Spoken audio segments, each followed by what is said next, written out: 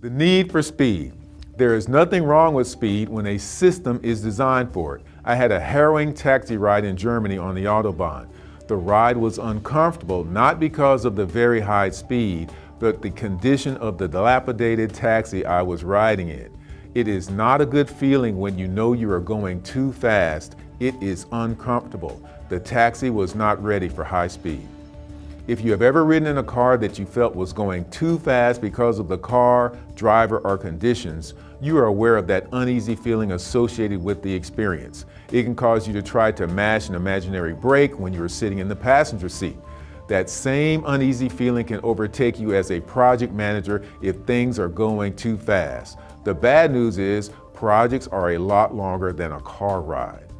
Odds are high that your organization is obsessed with speed. Your organization should be obsessed with speed. Speed is necessary for success in today's market. The question for you and your organization is, do you know what truly enables speed? When speed is required, you should focus on two things. One, insight. Two, braking. Consider the following quote by a famous soccer player. Speed is often confused with insight. When I start running earlier than the others, I appear faster. Insight means leadership, and effective planning allows you to start earlier. It allows you to start without having to restart 3 weeks or 3 months later. How many of you have been assigned a project with a tight deadline when your leadership could have made the schedule more achievable had they made more timely decisions? Or shortly after the project initiation, they decided to change the direction of the project. Good leadership and planning increase the speed of delivery more than everyone on the project team constantly rushing, squeezing in one more meeting, and working 60+ hours per week. Too often, you, me, and organizations mistake fast action or a lot of action for speed. Fast action and the appearance of speed does not equate to progress. One of the dangers of speed is that if you have never gone that fast before, you can only estimate what it takes to stop. During part of my NASA career, early in the Space Shuttle program, I worked in developing training systems for the astronauts. A Space Shuttle commander commented at the time that the one thing they did not have good training for was a feel for stopping the shuttle after touchdown during landing. Brake too fast and you can blow a tire. Too slow and the consequences are not good. This underscores an important aspect of speed, and that is the ability to stop. To go fast safely, you must have good brakes, you must have good tires, you must have the sense and wherewithal to step on the brakes. You must understand that braking too fast can endanger the system. When traveling at a high rate of speed, the entire system must be prepared to stop.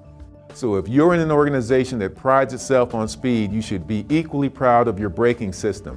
When some people look at sports cars, they focus on the acceleration, the 0 to 60 speed. Equally important as acceleration is stopping distance. Does your organization have processes in place to detect when projects are out of control? Does your organization terminate projects gone bad before they become a money pit or embarrassment? Do your leadership or customers get advance notice of the problems that exist in projects before there are only 1 or 2 options left to resolve them? Are you more in control of the circumstances than the circumstances are in control of you? If you answer no to any of these questions, odds are high you need a better braking system or need to slow the system down. This all seems simple and basic, but in the real world, I sometimes encounter organizations whose actions essentially say, we are too busy working to slow down, too busy to make sure we are heading in the right direction, and too busy to verify everything is okay. They mouth the right words, but their actions don't line up with what they say. We have met the enemy, and he is us, as Walt Kelly said. I heard an organizational leader say, we can never get our leaders to sit down more than an hour to perform strategic planning. There are just too many important meetings. Meanwhile, their organization strategy and goals are over a decade old, and project managers and team members at the working level do not know how to make decisions effectively because they are not sure of organizational direction. The consequences of this are that they have spent millions on some projects that never resulted in a deliverable actually used by the customer. Millions. They have time for important meetings to talk about these problems. They just don't have time to prevent them. They are going too fast for that.